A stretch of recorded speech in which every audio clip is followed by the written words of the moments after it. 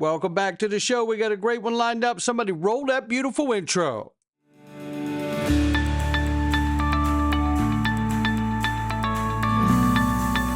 Digital Perspectives with Brad Kimes. Come on in.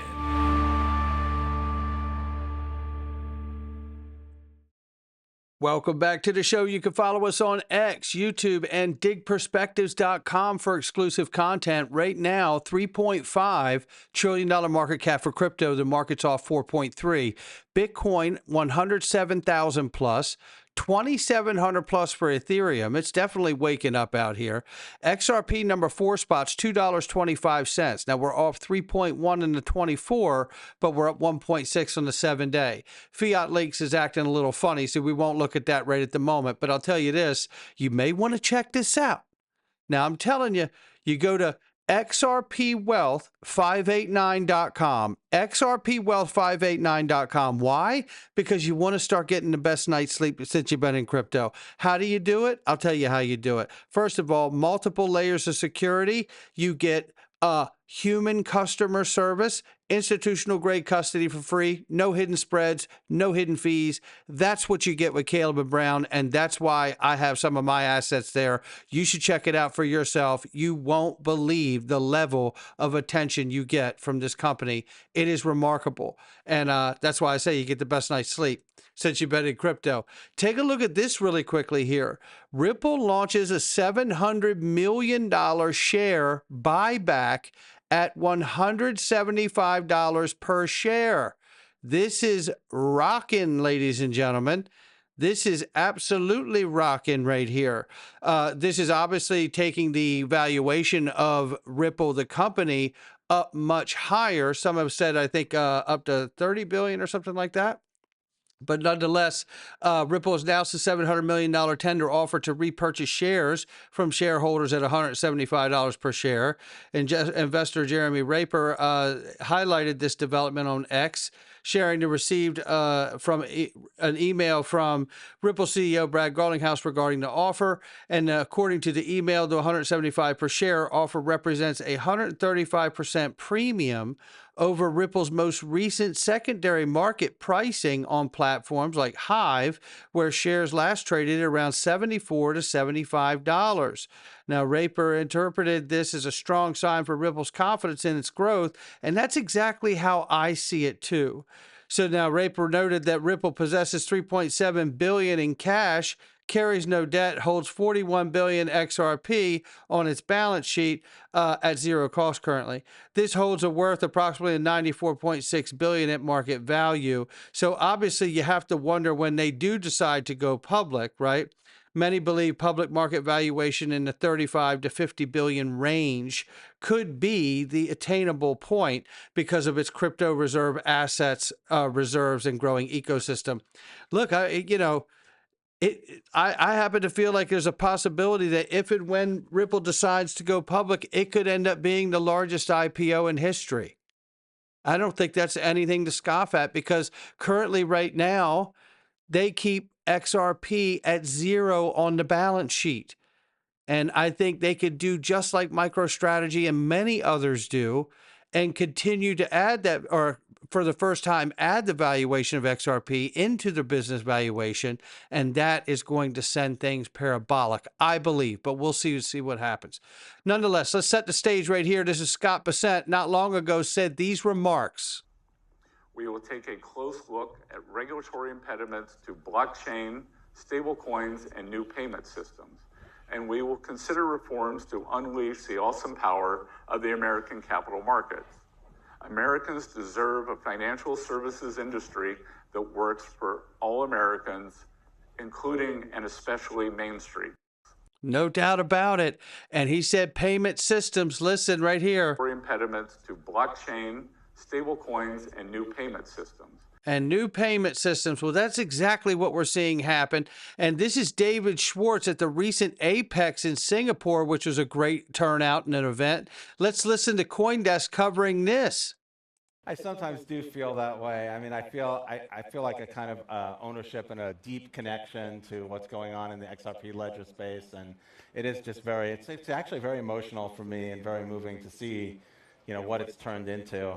There's no question about it. Now, let me move up here. It must be surreal for David at times looking at where things are today comparatively to where everything began. Let's start this clip right here. We're all hoping to see. Talk to me about the innovation that's happening. And you're the co-creator of the chain, so I want to get into your head a little bit. What are some of the most important innovations that are happening on XRP Ledger? I think that if we are going to see the sort of mass adoption of the blockchain space and DeFi broadly speaking, it's going to have to provide the kind of financial services that ordinary people need. You know, collectibles are great and speculation in very high risk assets is interesting.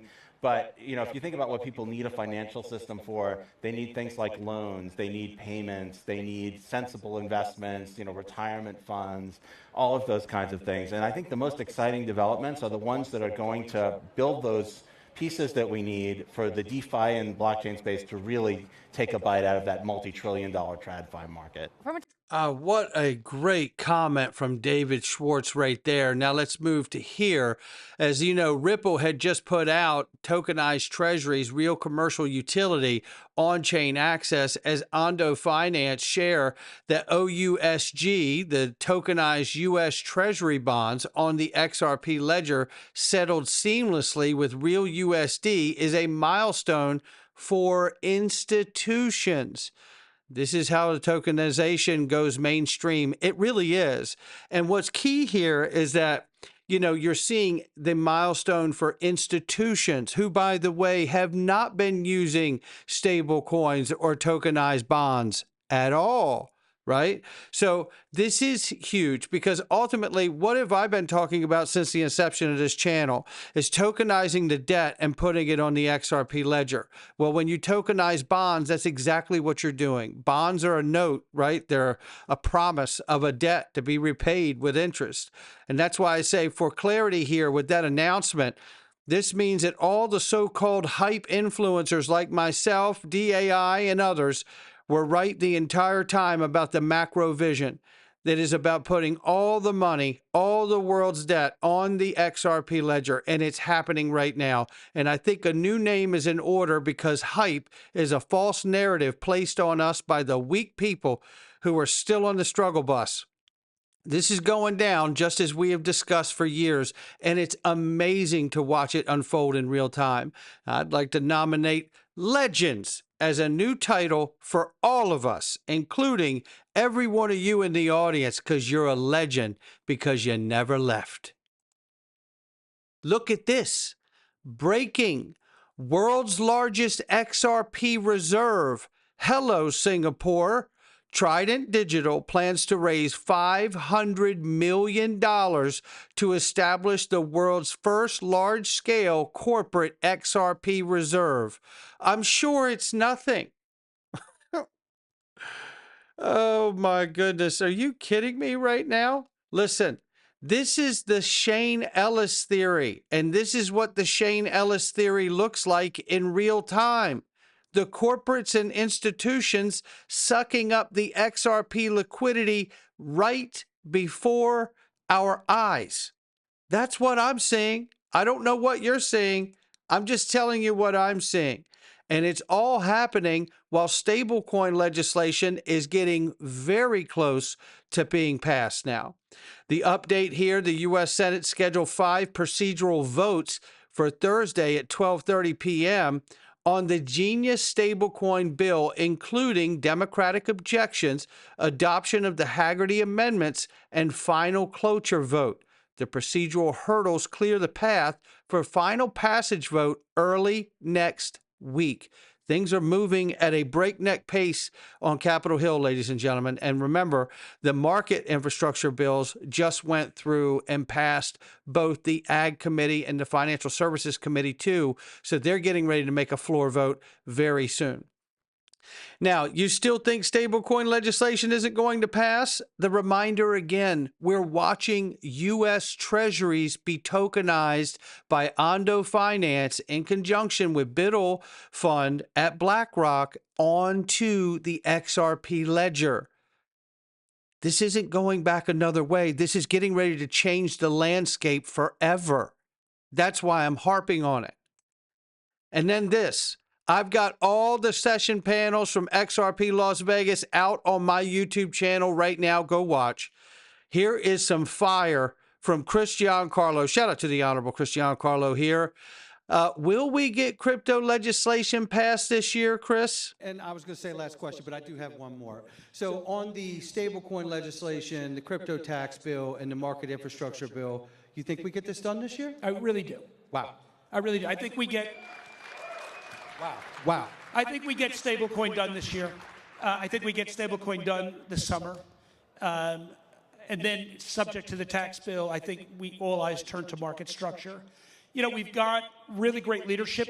You just heard from Cody Carbone. You know, his work at the Digital Chamber has been first rate. The progress on the market structure bills have been remarkable. 3 weeks ago, there was a draft put out by the House Financial Services Committee, which was biased toward the SEC. A lot of us threw our toys out of the carriage, and they reconsidered. And now what came out just in the last 24 hours is much better balanced between the two agencies. So there's really good work being done there. And I will end on this note. You know, communities like this are critically important. And I know, you know, we've all felt suppressed and kind of down, but now's the time to come back out and come back at them and make our voices heard. Ultimately, you know, people in Congress, despite that issue, are still people, and they still listen, and they still want to make this the land of opportunity. And I think if we make our voices heard, the future is enormously promising. Enormously promising. I think it's promising for the dollar. If we get our innovation swagger back, I think America is still going to be the land of the free and the home of the brave for decades to come. Let's go get them. Absolutely. Ladies and gentlemen, thank you so much. I know how busy you are, Chris. And for you to come here, it means a lot to me, and I know it does to them. Give it up, the Honorable Chris Giancarlo, ladies and gentlemen. No doubt about it, and we're not done with it just yet. Here's Greg Kidd on stage at XRP Las Vegas. We're putting the entire banking industry direct on chain. Yes, on the XRP Ledger. Oh, my goodness. You got to get a ticket, come to this thing. That's all I can tell you. I'm telling you, this is evidence that you will hear and learn things at events like this that you will not learn anywhere else. Now, Fastbank. Tell us about Fastbank. So I made the decision of what would it be like if we could put the banking industry directly on chain. So you've heard some of the other tokenized asset talks today. So the question is, instead of having like a Circle or a Tether in between, what if US banks put dollars directly on chain, including the XRP ledger? So that would mean that the ledger of record isn't some like old 50-year-old bank core, it's actually the blockchain. And so to do that, had to buy a US bank, and you can imagine, even though I'm ex-Federal Reserve, having worked at Ripple, made some other investments in crypto, it was not an easy lift, but last year we were finally approved. Might have helped that I ran for Congress and was going to make a stink. And right, and here in Nevada, right? Here in Nevada in the 2nd District. We purchased Fastbank, OCC, nationally chartered Fed holding company, and we have one purpose, which is to put the US dollar on chain. And what that means is these are FDIC insured US dollars, complete with Reg E chargeback protections, means if you get robbed, you get your money back, running on chain. And in particular, under the new administration with open banking and fair access, those dollars can be held by every person all around the world. So that means essentially everybody in the world has a US dollar deposit account, FDIC insured. And so I'd ask you a question. You've heard about the new 5% tax. If you're on this ledger and you're sending money from, you're here under one visa and you're sending it back home to your mom, if that money never leaves being a dollar, never leaves the country, never even leaves the bank, is that a remittance? I don't think so. I think in this new world, if everything is on ledger, including the XRP ledger, and it's just moving on ledger, what does it mean anymore to move money from one country to another? It doesn't really happen. It just all stays on ledger. And it's the XRP ledger that made that possible all the way back in 2012. That's really why I joined joined Ripple to this day. And so buying a bank and putting US dollars on, we've also made an investment in the Bank of London, and I'm closing a bank deal in Europe soon. So that means dollars, pounds, and euros running 24/7 bank money on chain. On chain, on the XRP ledger. On the XRP ledger. Okay. We'll put it on other ledgers too. News. So, yep. So there you have it right there, folks. That's Greg Kidd, formerly of the Federal Reserve, formerly of Ripple, you know, an early investor in SquarePay, early investor in Twitter. I mean, you know, this is the guy telling you everything's going on the XRP ledger, which leads me to the conversation that I had with the exact same individual about why zero cap gains on U.S. domiciled digital assets makes so much sense. And a hero is like, well, a hero is a coward that doesn't have any other options. So I guess they have to be a hero, right? So once you see yourself in that situation, then risk begins to invert itself, and you think about the risk of not taking a risk. Well, and speaking of that, and I think that's so well said. Speaking of that, looking where we are right now, again, stablecoin legislation, some are saying it could be here as soon as April. Some are saying we could have stablecoin legislation, no tax on crypto, a market infrastructure bill, all done by August.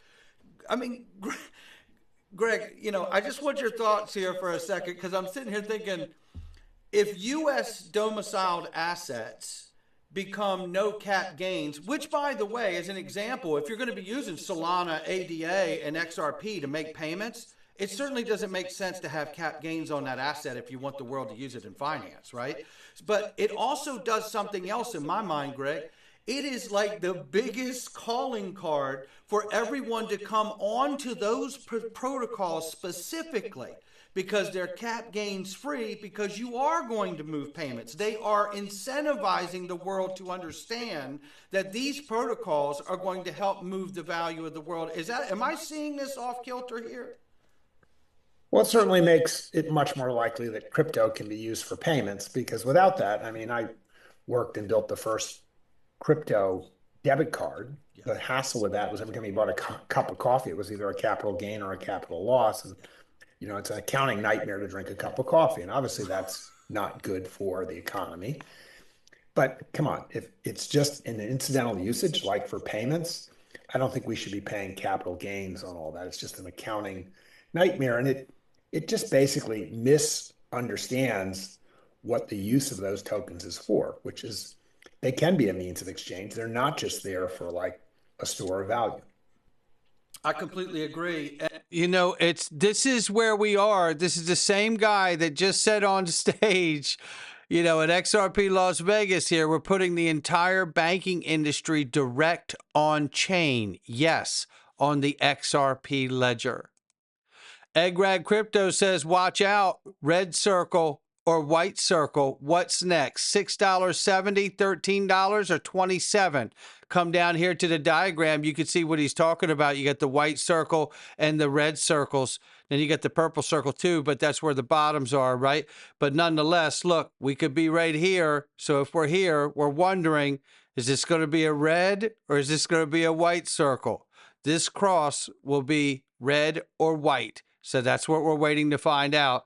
And then we could see either one of these price targets emerge, which would be incredible for every one of us in this space. Knowing where we're going to go, 3, 4, 5 digits a token. I see it all. I know you do too. But just to get to a place where we see the legislation pass, the institutions begin to adopt it, utility becoming the price driver over speculation in this market, is going to be a remarkable moment to witness, let alone to witness it while your bags are full. Not financial advice from me or anyone else. It's just my digital perspectives. I'll catch all of you on the next one. Now, we are going to go into the freedom zone, ladies and gentlemen. Now, yesterday, we talked about a clip where Brad Garlinghouse had answered a question at Apex that he thought in 5 years that the XRP ledger could capture 14% of SWIFT. And that is an interesting thing, because today we're going into the freedom zone, and I'm going to give you the best accurate price that I could find of what 14% capture of SWIFT would be. And it is a 5-digit number. It's remarkable. We're going inside now. Not financial advice from me or anyone else. Come on in.